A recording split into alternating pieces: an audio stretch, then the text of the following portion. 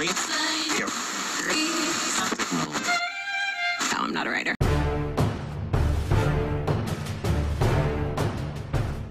Mamma mia che brutto che sono senza virilità, porca miseria. Comunque ragazzi, buongiorno Italia, anche se questo probabilmente sarà un video continuazione dietro le quinte che avevo iniziato, no?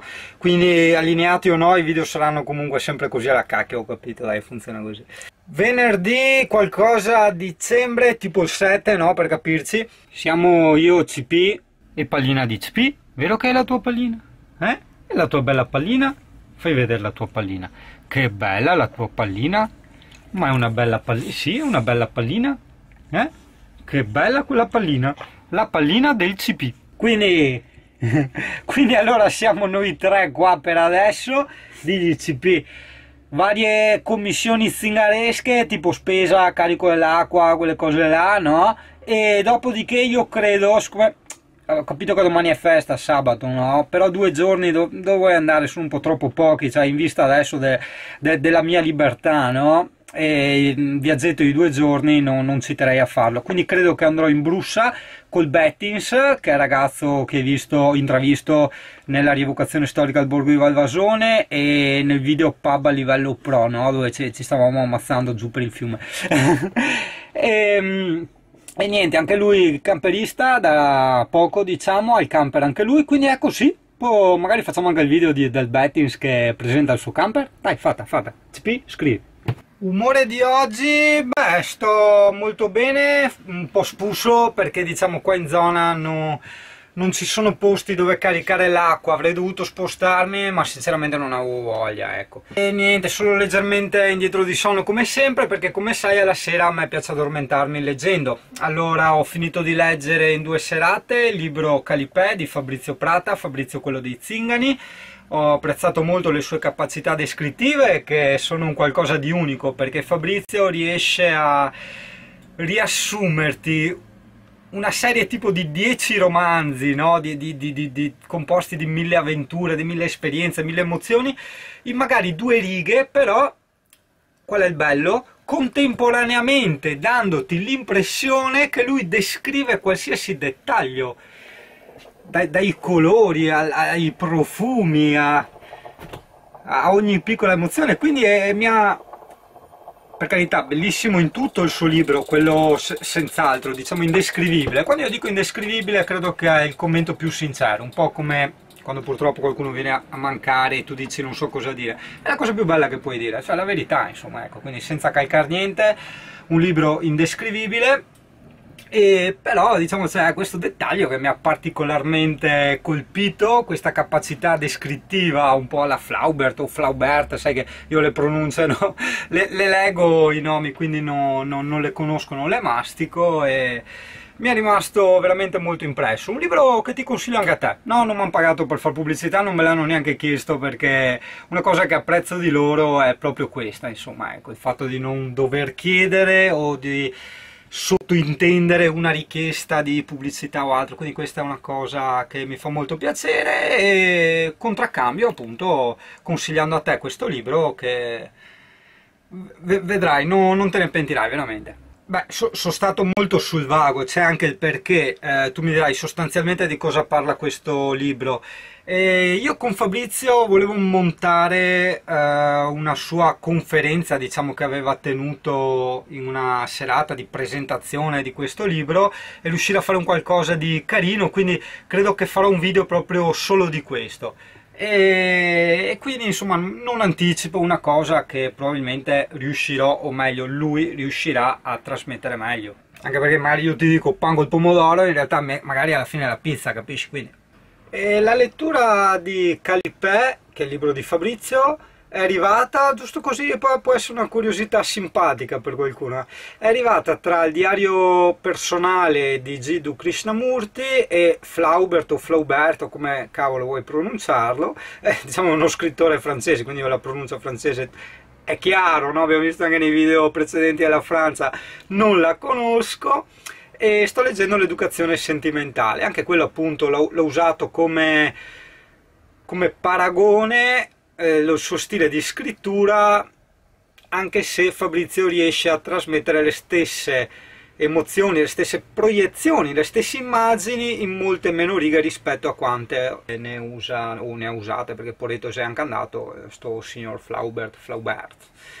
Il tipo che aveva scritto Madame Bovary o Madame Bovary, cioè secondo me è Madame Bovary. Spi, che mi dici? Madame Bovary o Madame Bovary? Madame Bovara? Bovara del Bernese? Sì. Perché ogni momento della vita ha richiede il suo cibo, non solo il cibo materiale di cui tu ti nutri, ma anche il cibo, spariamola grossa come termine, spirituale, nel senso quel cibo intangibile, no? Che può essere la visitazione di un luogo, il tipo di libro da leggere, eccetera eccetera. Quindi in questo contesto anche come tipo da leggere, come tipo di libro da leggere, io stavo sfogliando un po' i libri che mi ero portato dietro, ho detto ma Giordano Bruno non è il caso, San Giovanni della Croce manco che manco, un romanzo è perfetto, insomma. Anche perché abbiamo avuto il primo, diciamo, perché dire volevo dire l'antipasto per renderla un po' più capibile, no? Per l'antipasto rischia anche di sminuire un po', no? Quindi sai che avrei voluto dire antipasto, ma in realtà dico primo, no? Che è il libro di Fabrizio, e poi come secondo, il main course, abbiamo questo signor Flaubert.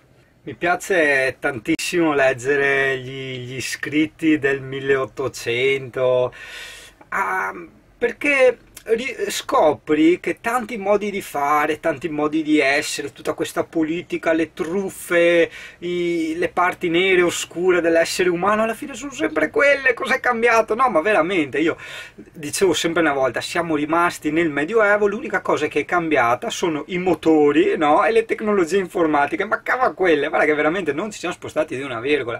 Parlo dell'empatia, parlo dei rapporti sociali, parlo del razzismo, parlo di infinite tante altre cose, un po' in fondo anche le morali. Se tu noti, spulci un po' in tante nostre zone occidentali, la morale, il senso del pudore o le marachelle, diciamo, amorose piuttosto che politiche, sociali che combinava la gente dell'epoca, veramente poco si scostano da quelle che succedono ai giorni d'oggi, no? Vedi un po' anche un libro che ti consiglio, Elogio della follia di Erasmo da Rotterdam, veramente, cioè se là gli togli via la data da dietro il libro, cioè sembra di leggere un romanzo veramente attuale, no? Tutto ciò ti è molto utile, adesso indipendentemente dal fatto che si parli di politica, romanzi, rapporti sociali, tutto quello che vuoi, ma io credo che studiare anche il passato, studiare veramente il passato, non nei libri di scuola, ma da chi lo ha vissuto, ossia da chi lo ha scritto di mano propria, dai rivoluzionari, dai poeti, dai filosofi soprattutto dell'epoca, ti permette di tracciare una linea verso il futuro. Una sorta di chiaroveggenza, chiamiamola, in quanto tu, detta così in parole spicce, no? Ti immagini in questa lavagna come stavano andando le cose 200 anni fa, come stavano andando 100 anni fa, come vanno oggi nel, chiamiamolo, anno zero, e puoi immaginare, vedendo l'andazzo di quella linea, se ha subito variazioni o meno in quell'arco temporale, che insomma più grande è, più veritiero è, capirai come andrà per il futuro. Grandi visionari come il Thoreau avevano anticipato che un giorno ci sarebbe stata ovunque la privatizzazione dai parchi, dalle risorse naturali, eccetera. Io ogni tanto ci scherzo, lo menziono nei video, no? Questa frase, questa citazione di Thoreau, ma è vera, cioè vedi, andiamo in Slovenia e non puoi entrare sotto quella cascata, ma perché cazzo? Cioè la cascata è tua, è là da millenni e non ho capito, e non puoi entrare. Vai a vedere un parco, una spiaggia, è a pagamento e lì il cane non può entrare e qua il nero non può entrare. No, beh, quella era l'apartheid, è passato qualche anno fa, ok, però capisci? I soliti discorsi da pausa pranzo, quindi niente di preimpostato, niente di studiato, infatti vedi mi impapero sempre, non trovo sempre le parole, ma è questo il bello, perché ci sono momenti in cui ho voglia di dire una cosa o comunque il pensiero nasce in quel momento e sarebbe un po' un sciuparlo sia a livello emotivo che di significato reale che prende poi quando lo spieghi, no?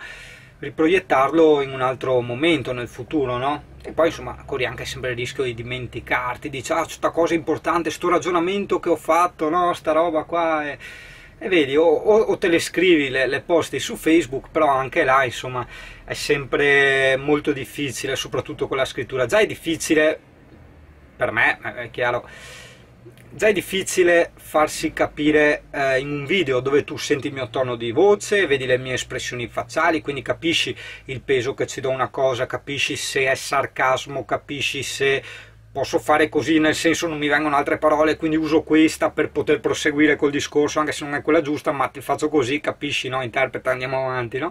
E quindi figurati su Facebook, cioè tu scrivi una cosa, tu scrivi bianco, è chiaro che ti possono capire rosso, no? Ma non è colpa degli altri, purtroppo la parola è un'arma e una salvezza, bisogna stare molto attenti a usarla. Io ci metto sempre molta energia, ci metto sempre molta attenzione nelle parole che uso, però sai, ovviamente spesso posso anch'io sbagliare o tralasciare che è la stessa identica cosa. Un errore che faccio spessissimo è quando in qualsiasi mia affermazione io non antepongo alla frase il io penso che, o io credo che, oppure io credo che per me, cioè, hai capito?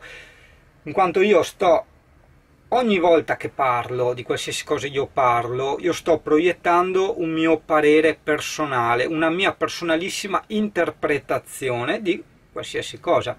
Chiaro che può essere una cosa sbagliata se la prendiamo così oggettivamente, se la prendiamo invece dal punto di vista soggettivo è sempre e comunque incontestabile, in quanto io penso che, io sento che, io con la conoscenza che ho fino a questo momento credo che quella cosa è così, in quanto il mio cervello fa delle statistiche ed elabora questa risposta.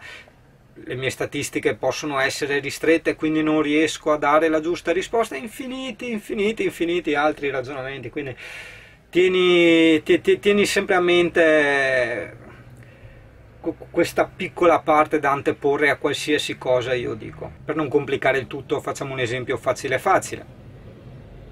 La stufa a gas è la migliore soluzione, perdonami se uso il camper come esempio. È relativamente vero, però la frase è sbagliatissima, è stata detta una grandissima cazzata. La cosa verissima ed incontestabile invece è: per me, Yuri, cioè secondo me, la stufa a gas per il mio utilizzo è la cosa migliore che ci sia. Capisci? Cioè, ti ho preso, vabbè, la stufa a gas è una cazzata, però per farti capire, no? Vale proprio per tutte le cose questa cosa qui. Per quello poi nascono le baruffe, i litigi, le antipatie, perché giustamente ognuno ha la propria visione delle cose. Possiamo averla tutta sbagliata, possiamo averla anche contemporaneamente tutti giusta, non è detto. È detto invece che adesso dovrei andare a lavorare, quello sì.